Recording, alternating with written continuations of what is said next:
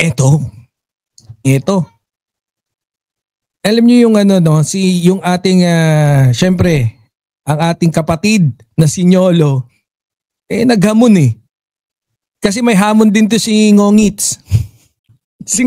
Hindi, cute yun hindi yun pang asar Oy, andyan na yung natin Tita Eva.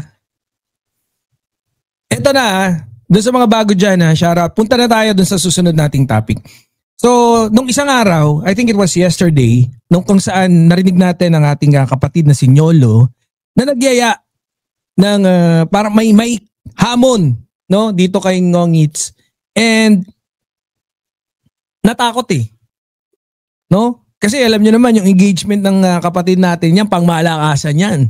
'Di ba? Pang import, pang import-export ang datingan yan Ang bentahe ni Nyolo, imposibleng hindi yan makarating. Kaya lang, dead manes. Eto, punta na tayo rito sa susunod nating topic. I was pertaining to, dito, kay Sir Jack. Si Memi. Hindi ako makapindot. Dito na nga lang ako pipindot, kunyari. Tawagin na lang natin siyang Memi. One day na. Baka one day na lang ang rally. O sige, maganda yan. Pag-usapan natin bukas yan. I'll try to do some thorough research kung bakit. Kasi I think we are one of the strong pagdating sa pagsigaw about questioning INC kung bakit. 'Di ba? Bakit 3 araw? Ano meron? 'Di ba? Parang lang staycation. 3 days, 2 nights, ganon.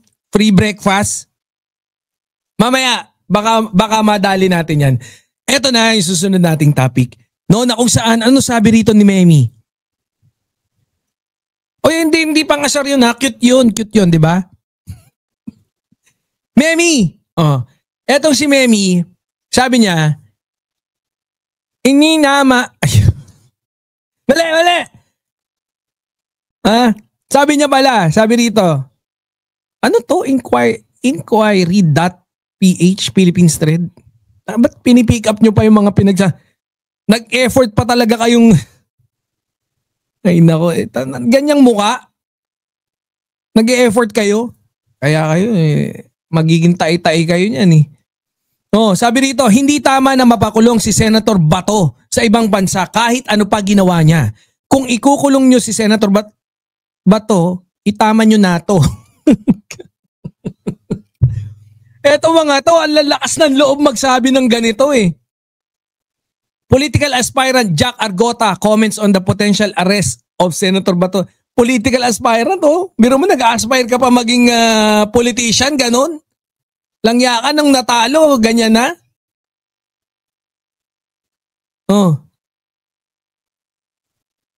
Mimi M pala to, Mimi M. Memiyak, Tamusyo.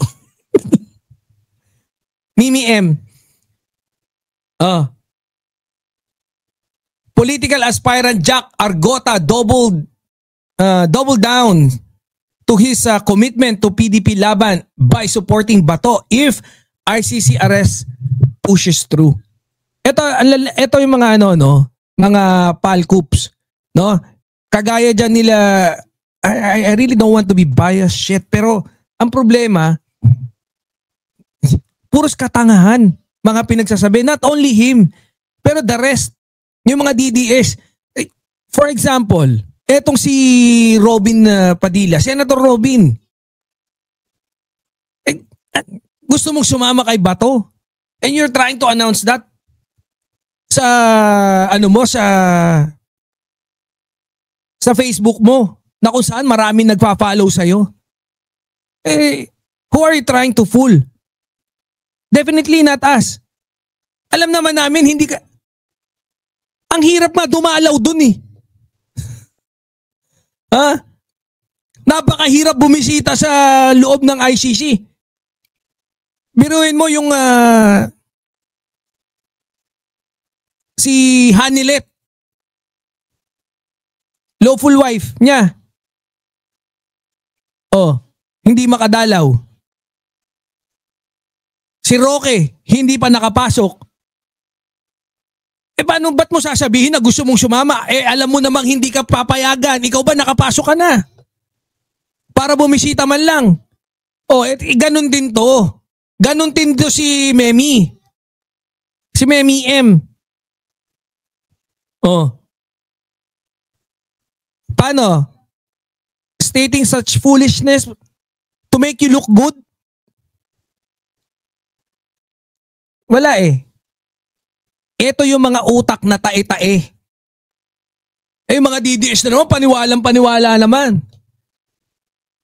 Pero anyways, I think hindi rin naman ganun pala kapaniwala. No? Kasi kalokohan eh.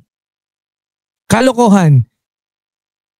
I think I heard it again or I saw it from a post again. I'm not sure it was kung repeat lang or replay na kung saan parang sinasabi ulit niya kung dadamputin si Bato is isama nyo na ako. Pero tingnan nyo naman. We all know for a fact na yung bisita ron, yung visitation, hindi ganun kadali. Di ba? Sabi ni Senator Trillanes, meron akong katsikahan kanina. Di ba? Ano sabi? Yung weekly chit-chat namin, ano sabi? Ng aking mga hindi daw eh. Hindi daw ganun kadali bumisita. Hindi totoo yung parang pinoportray na minamassage yung paa ni Digong, ni Sara. Malabo daw. Hindi posible na magkaroon ng contact. Baka mamaya abutan ng fentanyl eh.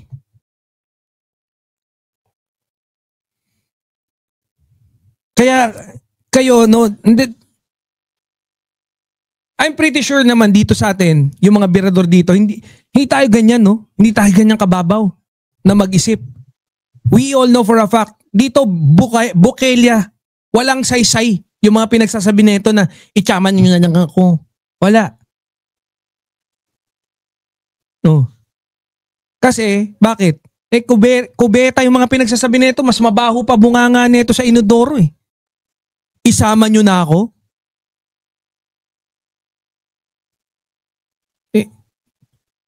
Ginaya mo lang si Robin na isang ring eng-eng.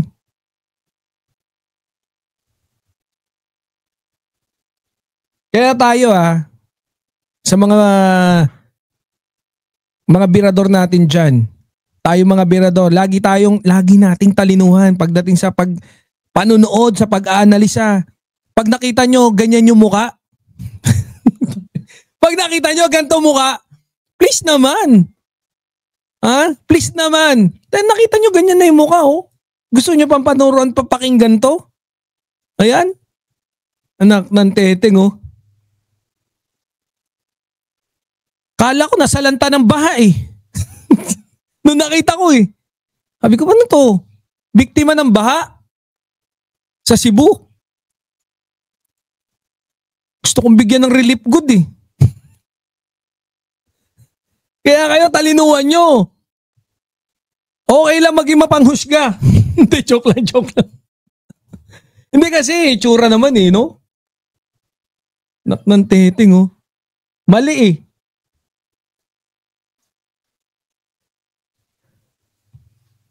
Kaya tayo, talinuhan natin guys. Huwag tayong masyado nagpapauto, nagpapadala sa mga matatamis na salita na mga umaaktong akala mo bayani. Ano pala, mga betlog pala. Dito, kunyari tayo, pag nakakita rin kayo, mga PBBM lang, mga vloggers, tapos ang pinagsasabi, tai-tai lang.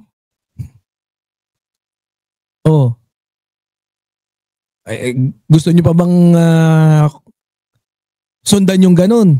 Pag sabihin nyo po sabi ni Banat, ni Mayor Bicot, huwag daw kami nakikinig sa tai-tai, prangkahin nyo agad. Malay nyo magbago, mag-improve. Diba? Talon na tayo sa susunod nating topic. Para hindi na tayo masyado magtagal dyan.